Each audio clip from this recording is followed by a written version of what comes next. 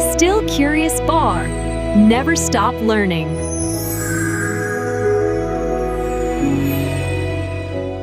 जरा सोचिए, आप एयरपोर्ट पर हैं।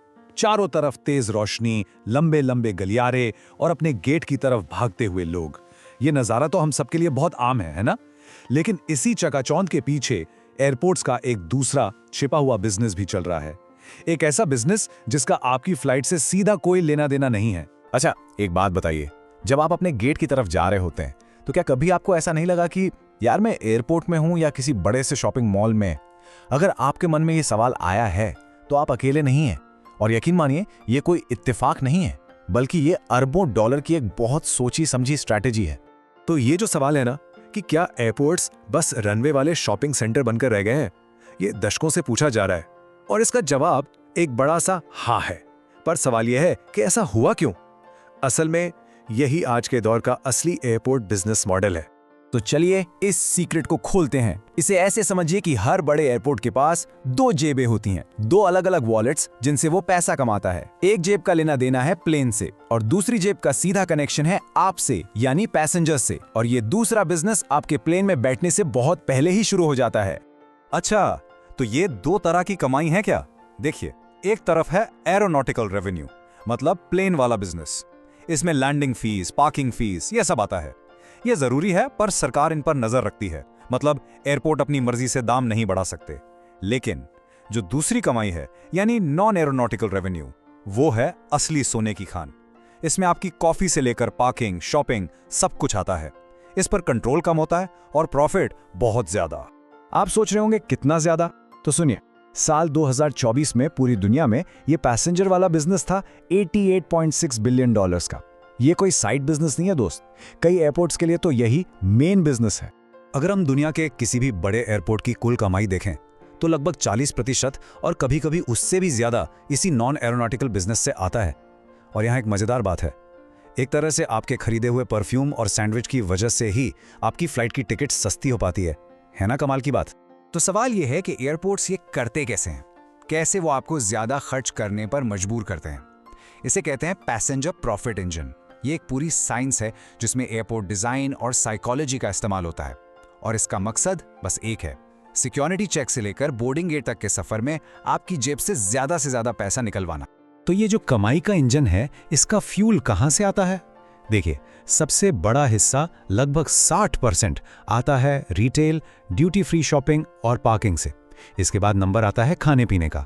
मतलब साफ है, एयरपोर्ट अब सिर्फ आपको एक जगह से दूसरी जगह पहुंचाने का बिजनेस नहीं करते, बल्कि वो आपको एक पूरा शॉपिंग एक्सपीरियंस बेचते हैं। पर वो आपसे खर्च करवाते कैसे हैं? इस पूरी स्ट्रैटेजी का एक सीक्रेट कोडवर्ड है ड्वेल टाइम। मतलब वो खाली समय जो आप सिक्योरिटी चेक के बाद और प्लेन में बैठने से पहले बिताते हैं।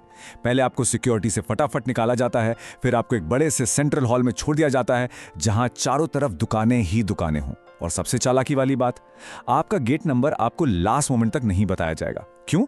ताकि आप उसी शॉपिंग एरिया में घूमते रहें। नतीजा, आपके पास खाली समय है और खर्च करने के लिए ढेरों ऑप्शन। और यहां पर दिमाग का खेल शुरू होता है। सोचिए, जैसे ही आप सिक्योरिटी के टेंशन से बाहर निकलते हैं, कैसा महसूस होता है? रिलैक्स्ड, है ना? बस इसी पल का एयरपोर्ट्स इंतजार करते हैं, क्योंकि जैसे ही आपका दिमाग रिलैक्स होता है, आप हॉलिडे मोड या स्पेंडिंग मोड में आ जाते हैं। सीधी सी बात है, एक तनाव में डूबा पैसेंजर कुछ नहीं खरीदता कौन है? एक रिलैक्स्ड पैसेंजर। तो थ्योरी तो हमने समझ ली, अब बात करते हैं उन खिलाड़ियों की, उन एयरपोर्ट्स की जिन्होंने इस पैसेंजर को प्रॉफिट में बदलने वाले खेल में महारत हासिल कर ली है। हमारी लिस्ट में पहला नाम है लंदन का हीथ्रो एयरपोर्ट। हीथ्रो का फंडा एकदम क्लियर है, एयरपोर्ट को एक लग्जरी मॉल बना दो। यहाँ आपको बड़े बड़े हाई एंड ब्रांड्स मिलेंगे, पर्सनल शॉपर्स मिलेंगे। वो शॉपिंग से इतना पैसा कमा लेते हैं कि एयरलाइन से ली जाने वाली फीस को कम रख पाते हैं। और जब फीस कम होती है तो ज्यादा से ज्यादा एयरलाइंस वहां आना चाहती हैं। सिंपल। अब आप पूछेंगे कि क्या ये काम करता है, तो आंकड़े देखिए। 2024 में हीथ्रो आने वाले पैसेंजर्स की संख्या सिर्फ 6% बढ़ी, लेकिन उन्हीं पैसेंजर्स से होने वाली रिटेल की कमाई 10% से भी ज्यादा बढ़ गई।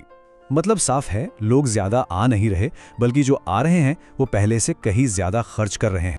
लेकिन अगर हीथ्रो इस खेल का मास्टर है, तो इसका शहंशाह है सिंगापुर का चांगी एयरपोर्ट। चांगी ने इस पूरे आइडिया को ही बदल दिया है। उनका कहना है, हम सिर्फ एयरपोर्ट क्यों बने, हम खुद एक डेस्टिनेशन बनेंगे। और उन्होंने बना दिया जूएल चंगी। जहां दुनिया का सबसे ऊंचा इंडोर वाटरफॉल है। अब सोचिए, लोग सिर्फ फ्लाइट पकड़ने नहीं बल्कि एयरपोर्ट घूमने आते हैं और खूब पैसा खर्च करते हैं। और जब आप ऐसा कुछ करते हैं तो नतीजे भी वैसे ही आते हैं। चांगी का रेवेन्यू 13% बढ़ा, जो कि बहुत अच्छा है, लेकिन उनका नेट प्रॉफिट, जरा रुकिए, उनका नेट प्रॉफिट बढ़ा पूरे 95%, ऑलमोस्ट डबल। ये होती है airport as a destination model की असली पावर। तो एक बात तो साफ है, ये जो हम देख रहे हैं ये कोई छोटा मोटा ट्रेंड नहीं है, ये एयरपोर्ट्स का भविष्य है। तो सवाल ये है कि आगे क्या होने वाला है? ये अरबों डॉलर का बिजनेस अब किस दिशा में जा रहा है? देखिए, ये जो नॉन एरोनॉटिकल कमाई का इंजन है, ये धीमा नहीं पड़ रहा, बल्कि ये तो और रफ्तार पकड़ रहा है। आज जो मार्केट 88 बिलियन डॉलर्स का है, वो अगले 10 साल में 130 बिलियन डॉलर्स को भी पार कर जाएगा। और भविष्य का एयरपोर्ट कैसा दिखेगा, जरा कल्पना कीजिए। आप एयरपोर्ट में एंटर करते हैं और एआई आपके फोन पर आपकी पसंद के हिसाब से शॉपिंग ऑफर्स भेजता है। लेकिन असली गेम चेंजर होगा रियल एस्टेट। हम बात कर रहे हैं पूरे एयरपोर्ट सिटीज की, मतलब एयरपोर्ट के चारों ओर होटल्स, ऑफिस, शॉपिंग सेंटर्स और एंटरटेनमेंट कॉम्प्लेक्स, सब कुछ।